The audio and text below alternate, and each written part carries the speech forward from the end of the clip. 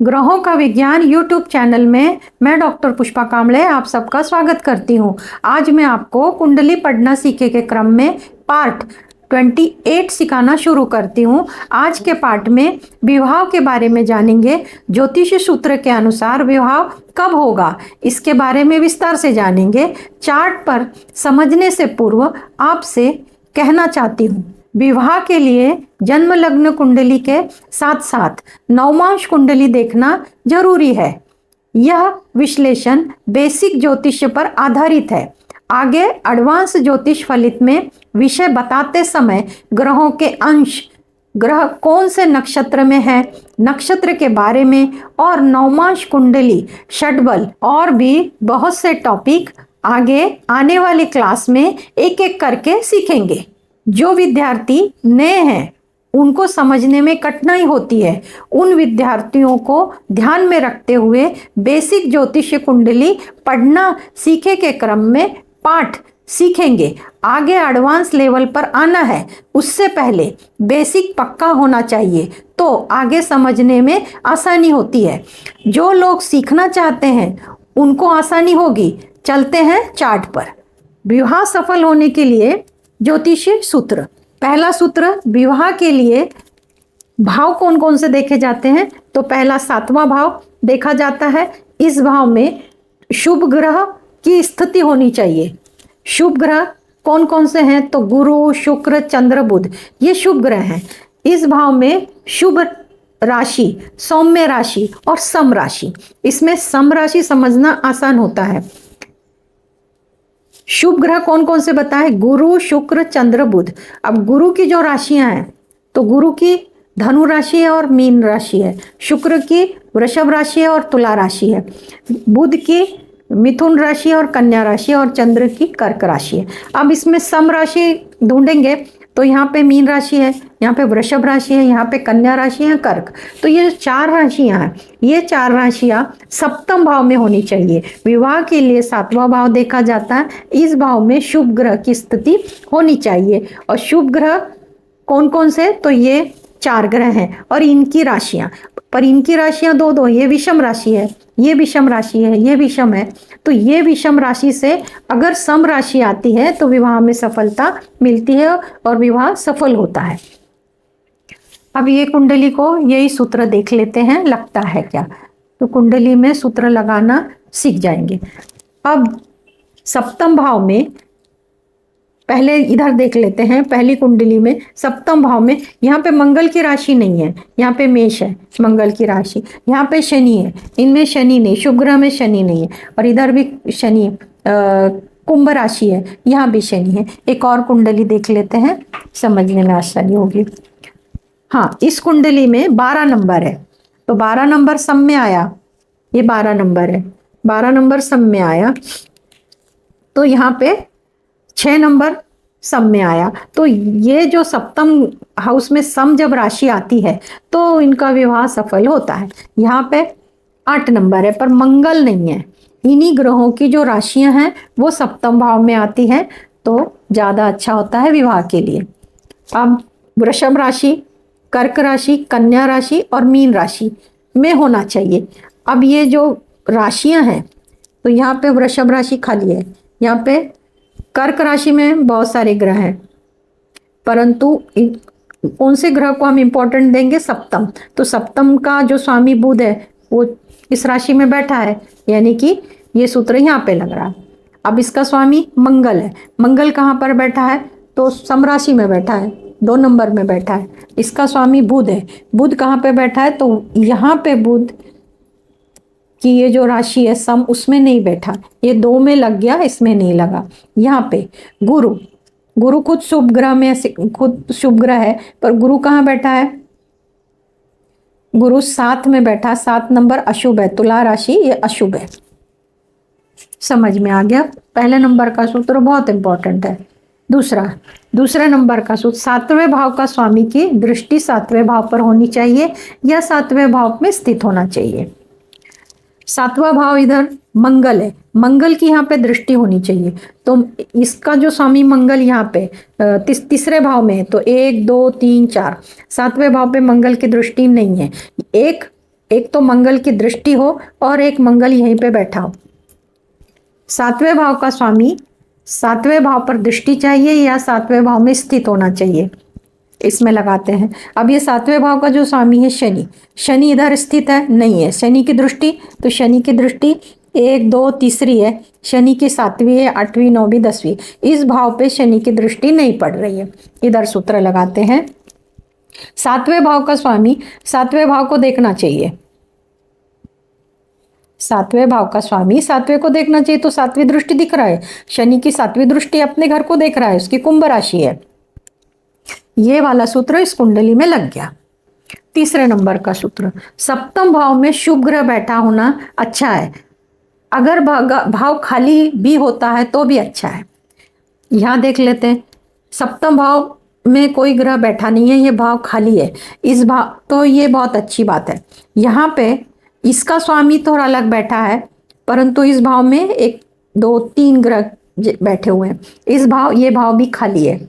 तो ये सूत्र ये 2 कुंडली में लगता है कि सप्तम भाव में एक तो शुभ ग्रह, तो शुभ ग्रह कौन कौन से, गुरु शुक्र चंद्र बुध होने चाहिए, नहीं तो खाली होने चाहिए। तो ये 2 कुंडली में सप्तम भाव खाली है, ये अच्छी स्थिति है। अभी चौथे नंबर का सूत्र, चौथे नंबर का सूत्र एक एक करके समझते हैं, बड़ा है।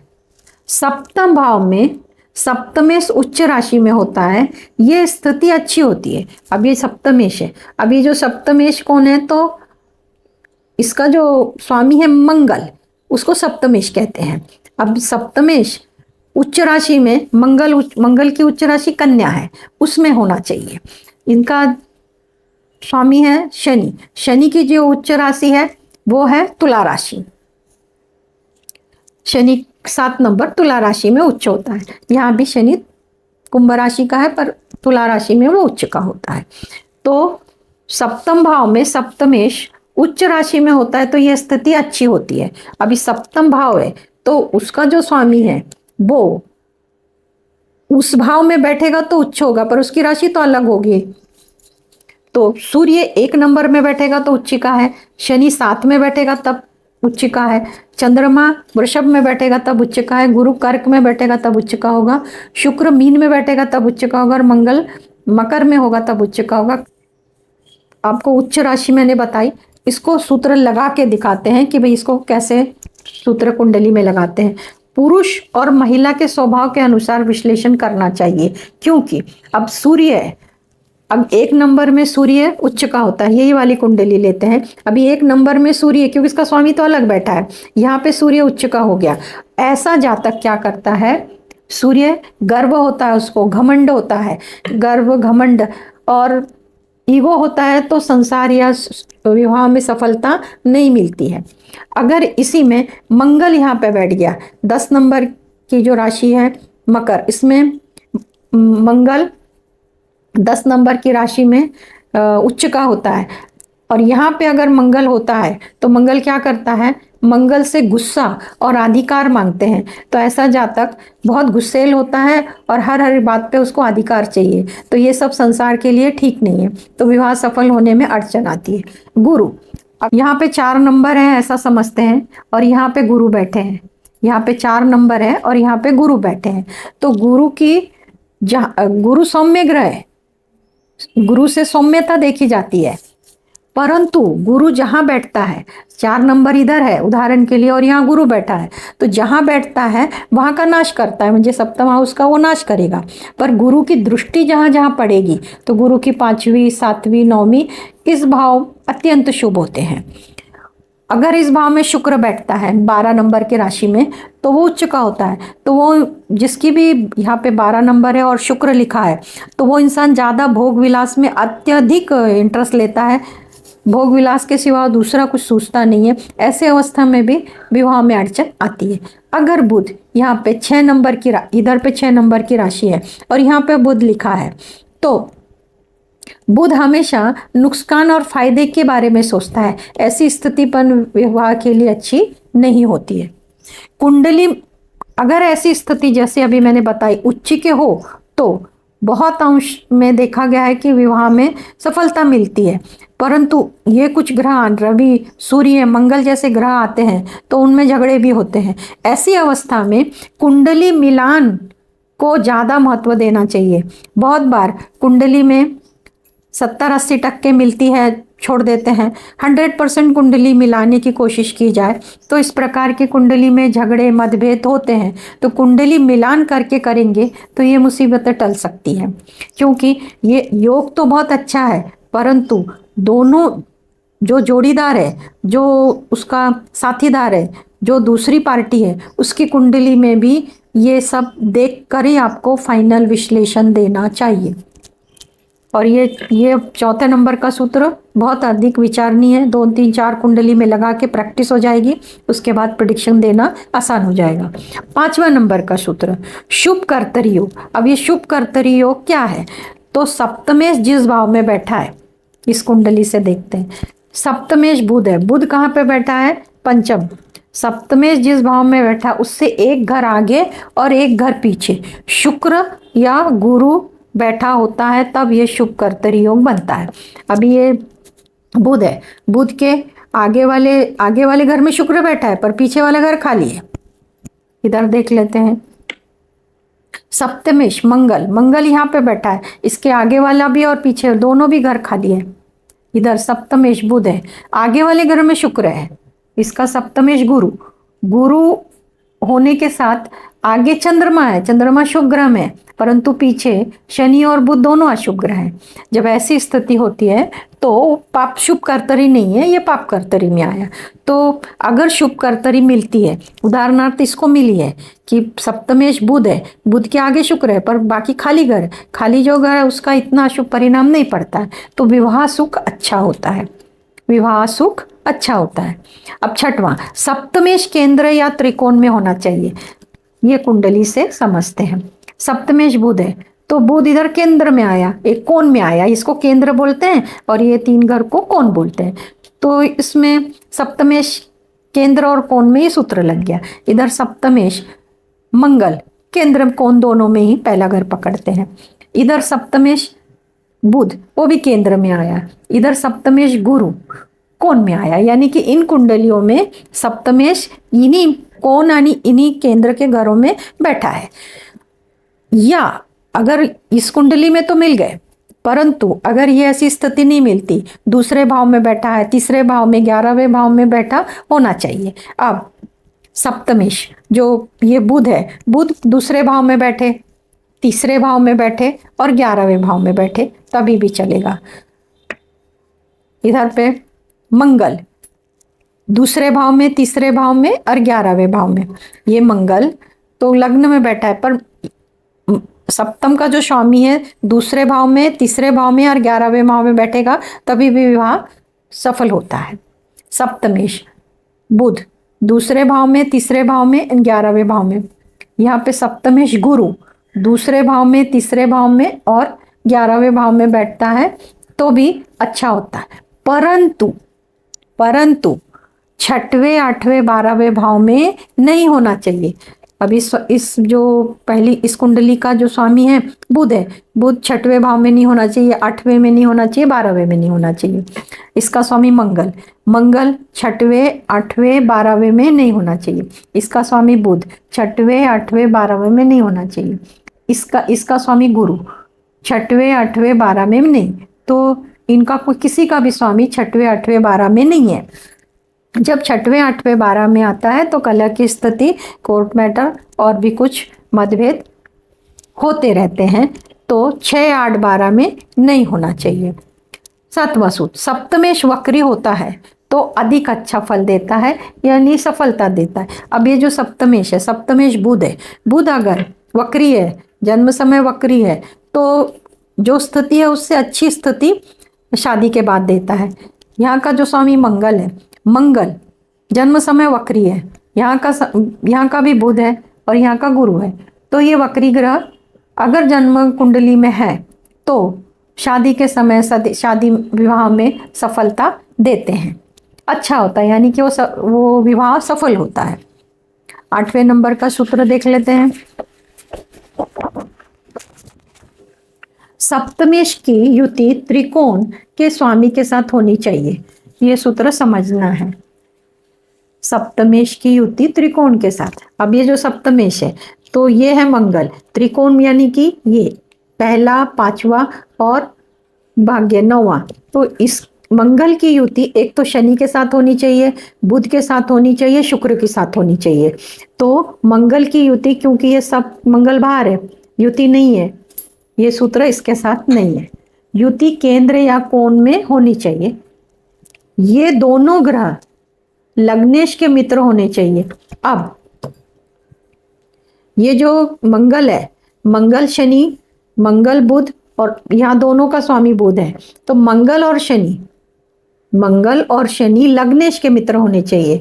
तो लग्नेश शुक्र है, तो शुक्र का मित्र शनि है, मंगल नहीं है। ये दोनों के होने चाहिए, परंतु अगर एक का भी होता है तभी भी विवाह सफल होता है, पर दोनों का होता है तो बहुत सफल विवाह होता है। ये दोनों ग्रह लग्नेश के मित्र होने चाहिए, तो यहाँ पे एक के मिले। दूसरे कुंडली देख लेते हैं। सप्तमेश त्रिकोण में बैठना चाहिए, कोण में, तो ये बाहर बैठा है। और सप्तमेश, ये जो सप्तमेश है वो मकर राशि का यानी कि शनि, कोण में है मंगल। शनि मंगल आपस में शत्रु है। यहाँ पे गुरु है, शनि गुरु आपस में शत्रु है। अब शनि मंगल गुरु, तो इसमें से जो पहला लग्न है चंद्रमा, तो इसमें से शनि सिर्फ शत्रु है, मंगल और गुरु तो इनका मित्र है, तभी भी यह विवाह सफल है। यहाँ पे सप्तमेश शनि है, ये गुरु है, शनि और गुरु शत्रु है, मंगल के साथ शनि शत्रु है। परंतु सूर्य लग्न सूर्य का गुरु के साथ मित्रता है और मंगल के साथ मित्रता है, यहाँ भी यह विवाह सफल है। तो वैवाहिक जीवन अच्छा होता है। नौवां सूत्र इस प्रकार है। सप्तमेश पर शुभ ग्रह की दृष्टि होनी चाहिए और शुभ कर्तरी होना चाहिए। सप्तमेश के आगे और पीछे भाव शुभ ग्रह में होना चाहिए। सप्तमेश पर, ये सप्तमेश ये तो सातवां भाव है, पर ये सप्तमेश पर यहाँ से देखेंगे तो किसी ग्रह की दृष्टि नहीं है, किसी की दृष्टि नहीं है सप्तमेश, और ये शुभ कर्तरी में। तो इसके आगे इतने सारे ग्रह हैं, उसमें से सूर्य शनि केतु बुध शुक्र गुरु ये सब है, पर आगे पीछे का घर खाली है। तो शुभ कर्तरी जब भी बोला जाता है अगर मंगल के पीछे शुक्र हो या गुरु हो, मंगल के आगे शुक्र हो या गुरु हो, तो ये दोनों युति में यहाँ पर है, यहाँ पे शुभ कर्तरी नहीं है। सप्तमेश के आगे पीछे जब शुभ ग्रह होता है तो शुभ कर्तरी, और आगे पीछे अशुभ ग्रह होता है तो अशुभ कर्तरी। 10वां सूत्र सप्तमेश और कारक। अब ये जो सभी 12 के 12 भाव के कारक होते हैं, आज सिर्फ सप्तम का विचार करेंगे। तो सप्तम के कारक शुक्र है। सप्तमेश और कारक गुरु और शुक्र कारक है। सप्तमेश शुक्र क्या देता है? सुख देता है, आनंद देता है, भोग विलास देता है, क्योंकि वो पति पत्नी का भाव है। और सप्तमेश और कारक केंद्र में या कोण में होना चाहिए। अब यहाँ पे इस सूत्र को समझते हैं। सप्तमेश मंगल है और कारक शुक्र है। मंगल और शुक्र केंद्र में भी नहीं है और कोण में भी नहीं। यहाँ पे सप्तमेश शनि है और कारक शुक्र है। शनि शुक्र यहाँ पे होने चाहिए, तो शनि बाहर है। यहाँ भी सप्तमेश शनि है, कारक शुक्र, तो शुक्र केंद्र में और अपनी स्वराशि में है। यहाँ पे ये सूत्र लगता है। एक तो ये लगा तो ठीक, दूसरा सूत्र इसी में सप्तमेश और कारक तीसरे 11वें 7वें और दूसरे भाव में होना चाहिए। दूसरे तीसरे और 7वें और 11वें भाव में, दूसरे तीसरे 7वें 11वें भाव में होता है तब भी विवाह सफल होता है। सप्तमेश और कारक 6 8 12 भाव में नहीं होना चाहिए। अब ये जो सप्तमेश मंगल है और कारक शुक्र है, यहाँ भी मंगल शुक्र नहीं होना चाहिए, मंगल शुक्र। यहाँ पे शनि है, शनि शुक्र यहाँ नहीं होना चाहिए, शनि शुक्र यहाँ नहीं होना चाहिए, शनि शुक्र यहाँ पे भी शनि है, शनि शुक्र नहीं होना चाहिए। सरल सूत्र है। 11वां लग्न भाव में शुभ ग्रह होना चाहिए। अब लग्न भाव में अगर शुभ ग्रह होगा तो उसकी 7वीं दृष्टि सप्तम भाव पे पड़ेगी। तो शुभ ग्रह पहले ही हो चुके हैं कि शुक्र बताया, गुरु बताया, बुध बताया, चंद्र बताया, ये शुभ ग्रह अगर यहाँ बैठते हैं तो उनकी 7वीं दृष्टि पड़ती है। कौन से नहीं होने चाहिए? रवि, मंगल, शनि। शनि, ये 3 ग्रह नहीं होने चाहिए, रवि, मंगल, शनि, जो 7वें दृष्टि से देखेंगे। 12वें नंबर का सूत्र, सप्तमेश कारक ग्रह का शत्रु होता है। अभी सप्तमेश कारक ग्रह का शत्रु, अब ये सप्तमेश मंगल है, तो मंगल शुक्र का तो शत्रु हुआ, तो ये तो आदि 12 लग्न कुंडलियों में से तो आधे में तो ये सूत्र लगेगा। तो दोनों की युति केंद्र या त्रिकोण में होनी चाहिए। अब सप्तमेश मंगल है, कारक शुक्र है, ये दोनों, एक तो ये 4 घर में बैठना, नहीं तो ये 2 घर में बैठना, तभी भी परिस्थिति अच्छी होती है। यहाँ पे देख लेते हैं, सप्तमेश कौन है? शनि और शुक्र, ये त्रिकोण में बैठना या केंद्र में बैठना, तब भी परिस्थिति अच्छी होगी। इधर पे शनि है, शनि और यहाँ का कारक शुक्र है, शनि और शुक्र इन्हीं केंद्र में और कोणों में बैठना है तो विवाह सफल होता है। अब इसी सूत्र में आगे पुरुष के लिए शुक्र और चंद्रमा का विचार करते हैं। जब किसी पुरुष की कुंडली, किसी लड़के की कुंडली आपके पास आती है तो आपको शुक्र और चंद्रमा महत्वपूर्ण है देखने के लिए, और जब आपके पास किसी महिला, स्त्री की, लड़की की कुंडली आती है तो उसकी कुंडली में गुरु, मंगल, रवि देखना बहुत जरूरी है। इन ग्रहों की, इनको कैसे देखेंगे आप? तो इन ग्रहों की दृष्टि, युति, पाप कर्तरी योग, ये सब देखने के बाद आप 7वें भाव का निष्कर्ष विश्लेषण कर पाएंगे। इन सब का विचार आपको करना है, देखना जरूरी है। अब 13 नंबर का सूत्र, अब 13 नंबर का सूत्र D9 यानी नवमांश कुंडली। अब नवमांश कुंडली ऐसी होती है, जब कोई ऐप डाउनलोड करते हो तो चंद्र लग्न कुंडली एक होती है, एक चंद्र राशि कुंडली होती है, एक नवमांश कुंडली होती है, और भी है कुंडली, पर फिलहाल हम नवमांश कुंडली के बारे में बोलते हैं। तो जो सप्तम भाव है इसको आपको जन्म लग्न कुंडली में मैच करना होता है, परीक्षण करना होता है। तो कैसे करेंगे? तो D9 यानी नवमांश कुंडली में जन्म लग्न कुंडली के एक उदाहरण समझते हैं। ये जन्म लग्न कुंडली है, ये जन्म लग्न कुंडली है और ये नवमांश है। उदाहरण के लिए ये जन्म लग्न कुंडली है, नवमांश कुंडली है। तो सूत्र क्या बोलता है? जन्म लग्न कुंडली के 6, 8, 12 भाव में जो राशि है, अब इस कुंडली के 6 में, 8 में और 12 में कौन सी राशि है? मीन राशि है, वृषभ राशि है, कन्या राशि। ये 3 राशियां नवमांश के लग्न में नहीं होनी चाहिए। तो अभी 12 नंबर इधर है, नहीं, 2 नंबर इधर है, नहीं, 6 नंबर इधर है, नहीं। अगर 2 नंबर, 12 नंबर, 6 नंबर इस पहले घर में होता तो वह विवाह सफल नहीं होता है, कोर्ट कचहरी होती है। वापस से ये सूत्र, जो जन्म लग्न कुंडली है उसका 6वां भाव, 8वां भाव और 12वां भाव नवमांश कुंडली के लग्न में वो राशि नहीं होनी चाहिए। राशि को हम अंक से लिखते हैं, वो अंक नहीं होना चाहिए। दूसरा D9 को नवमांश कुंडली कहा जाता है, उसमें सप्तम भाव में शुभ राशि होनी चाहिए, इसी को लेते हैं। ये जन्म लग्न है। अब इसका जो नवमांश है तो इनके सप्तम भाव में शुभ राशि नहीं ना, ये तो शनि की अशुभ राशि है और शुभ ग्रह तो खाली है, कोई बात नहीं। अगर यहाँ पे शनि होते, रवि होते, मंगल होते, अशुभ ग्रह। D9 नवमांश कुंडली में पुरुष के लिए शुक्र की स्थिति देखते हैं और स्त्री के लिए गुरु की। अब ये जो D9 है इसको ऐसा समझते हैं, ये जन्म लग्न है और ये नवमांश है। अब D9 में पुरुष है तो पुरुष के लिए हम शुक्र की स्थिति, तो शुक्र 6, 8, 12 में नहीं चाहिए, शुक्र नीच राशि में नहीं चाहिए। और स्त्री के लिए हम गुरु देखते हैं। ये वाली कुंडली ऐसे समझते हैं किसी लड़की की है और ये उसकी नवमांश है।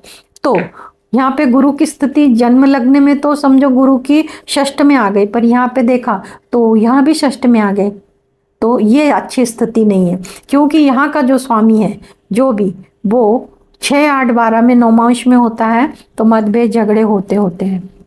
16वां सूत्र, विवाह कब होगा? संबंधित ग्रहों की दशा अंतरदशा में विवाह होता है। जैसे सप्तमेश है तो सप्तमेश 7वें घर का स्वामी और कारक है, तो गुरु है, शुक्र है, इनको देखने वाले ग्रह, उनकी दृष्टि, तो जितने ग्रह देखते हैं, संबंध बनाते हैं, उनकी अंतरदशा दशा में विवाह होता है। पर इसकी विस्तार से जानकारी कुंडली पढ़ना सीखे के क्रम में पाठ 25 में प्रेम विवाह के बारे में विस्तार से बताई है। उसमें विवाह कब होगा इसको विस्तार से बताया है। उसका लिंक आपको आई बटन में मिल जाएगा। पाठ 25 को देखकर आप अच्छी तरह समझ सकते हैं। और जिनके भी कुंडली में सप्तमेश कमजोर है, सप्तम भाव पे अशुभ ग्रहों की दृष्टि है, ऐसी स्थिति में विवाह में अड़चने आ रही हैं, तो कुंडली में ग्रह अंश बल में कमजोर है, अशुभ ग्रह की दृष्टि है, अशुभ स्थान में स्थित है, शादी में परेशानियां आ रही हैं, तो ग्रहों की ऊर्जा बढ़ाने के लिए आपको मंत्र करना है, पूजा पाठ करना है, ध्यान साधना करना है। तो मैंने 12 ज्योतिर्लिंग की साधना, मंत्रदान, शनि अमावस्या की साधना, मंत्रदान, पितृदोष प्रेत दोष की साधना, मंत्रदान, रुद्राक्ष की साधना, मंत्र और दान बताए हैं, नक्षत्र के स्वामी की मंत्र और दान बताए हैं, रुद्राक्ष की साधना मंत्र बताए हैं, ग्रहों से संबंधित वनस्पति की साधना और मंत्र बताए हैं। इतनी सब जानकारी मैंने मेरा दूसरा चैनल स्वदर्शन ध्यान साधना यूट्यूब चैनल में सभी जानकारी विस्तार से बताई है। आप उस चैनल पर जाकर ये जानकारी प्राप्त कर सकते हैं। उस चैनल का लिंक मैं आपको आई बटन में देती हूँ, आप उस चैनल पर जाके जानकारी प्राप्त कर सकते हैं। आज की क्लास में इतना ही। धन्यवाद।